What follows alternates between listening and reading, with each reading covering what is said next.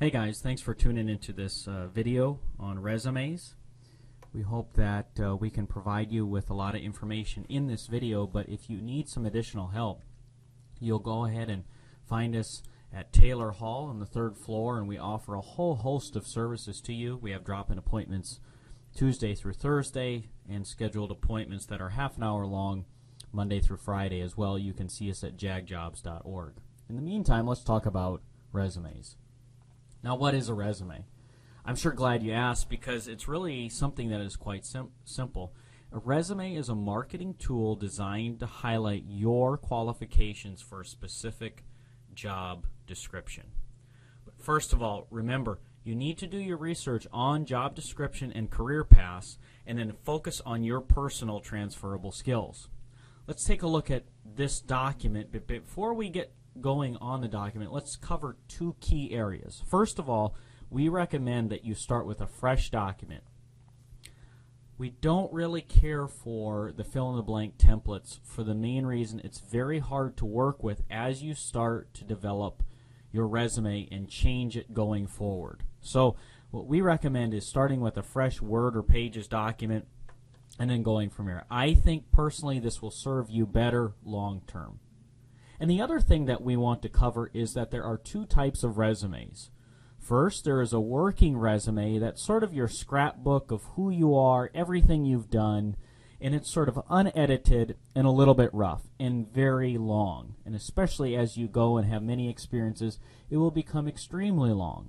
But there is another type of resume that you actually publish or show people, and that will be the one-pager, or some instances 2 pages long, for professional type positions, higher up positions that you'll submit and people will see. The one most people probably won't see and is like your diary or journal, and the other is the one that is a little bit more polished, or in most cases a lot more polished. Let's take a look at the general outline going forward and break it down. First of all, again, we want to start with a fresh document. Go ahead, put your first and last name up at the top with your physical address, including your email, LinkedIn, possibly a website, whatever you feel is necessary for them to contact you. Now, on my personal email, I have my initials off to the left here. It's not a logo. It's very simple, a little bit of color to it, but it's not too overly flashy. Again, you're trying to brand your documents by using the resume header then for additional cover letters going forward. Let's go ahead and talk about what's underneath the header. Once you've put the header in, I think you should put it in the header section.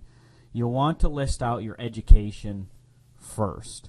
Now start with the official name of your degree and go ahead and look at how you're to specify your university. In our case, obviously it's IUPUI, but you'll want to make sure that you put that in correctly and specify, okay, this is what my major is actually called. Anticipated graduation date off to the side, as well as any concentrations or minors. Now, you have the option to put in your GPA. Most of the time, people will not put it on.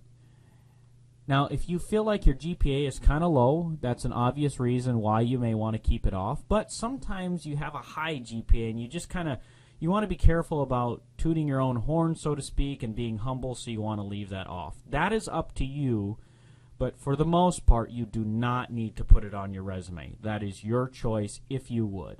Let's take a look at sort of the middle part of this resume document. Now, this is the experiences section. Experiences can be paid, unpaid, volunteer, coursework, and leadership roles. Read that line very carefully, because this does not rule out any type of experience. The good news is that 99% of the time, your experience is more than valid for most any type of situation. I don't care whether it's a serving position, a babysitting position, whether it's a volunteer, or whether it was some type of leadership role that you played in an organization.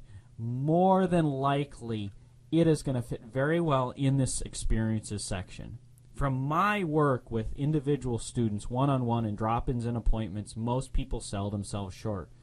So think very hard about all the experiences you have, especially for your working document. Start with the title of the position. the time you were in that position, who it was for, and then where it was at. And then you'll fill in with the bullet points going forward. Now let's take a look at these bullet points or action statements. These action statements are going to start off with an action verb. They're going to go into the next part of what. What was the job duty, the how, the skill that you demonstrated in that action statement or in that position, and the why. The why is, why is this important? Why does this matter? So let's flesh this out. Developed, all right? Developed marketing materials. Notice that's the past tense because probably in this situation it was a project or it was possibly part of a previous position. Now if you put it in the present tense, that means it's something that you do or is ongoing currently. But in this instance, we put it in the past.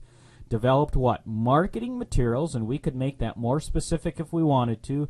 Banners, brochures, so on and so forth, using Adobe InDesign. That's the skill that we have. And then why does this matter? It matters because we're promoting the Office of Student Employment. What else could we put here? Well, there are some other things that you could put to flesh this out even more. As I specified, you could put in any type of detail in for the job description, more detail in for the skill. Why this is important, I think this is still pretty general, but I think is doable and good for this type of situation. But you might want to add who you reported to and who you work with. For instance, I could say develop marketing materials using Adobe InDesign to promote the Office of Student Employment by working with 2 student ambassadors and collaborating with the assistant director. Could say that. Depends on your situation how you would want to flesh that out. Now, here's a little bit of a hint and something that I personally like to tell students as I meet with them one-on-one.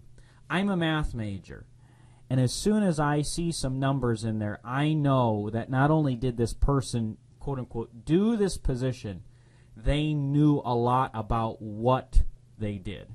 So if you can specify a dollar amount, hours worked, customers seen, any type of number to solidify even more and make this action statement more specific, go ahead and do it. Now, this optional section in here is something that you'll want to keep in your working resume. You'll want to add this in to your working resume and, of course, fill it in as time goes by. And then you'll want to decide currently whether it suits the type of position that you're putting in for in your current resume, your one-pager. But this is how I like to look at it and how I like to utilize it going forward, thinking into the future. And I'll use myself as an example as an actuary. So I know that I'm going to need certain type of advanced Excel skills, probably some computer programming, and some other database type skills if I want to be an actuary in the next few years and for sure in the next 5. I know that I need training and certifications in actuarial exams, exam FM, P, MFE, definitely going to need those 3 for sure in the next year or 2. So I want to use this optional section not just for the present, but also as a pool of how my resume should look or how I hope it will look in the next few years. So this area, this optional sections, you may not be able to use a whole lot right now, but think of it as a way you can use it for goals for an ideal resume in the next couple or 3 years.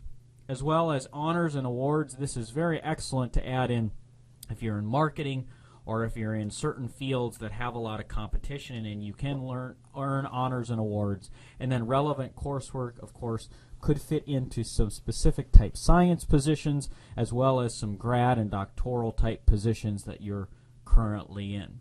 So we hope that helps you. If you have any questions, please come and see us. My name is Anthony, and we'd be glad to help you out. Take care.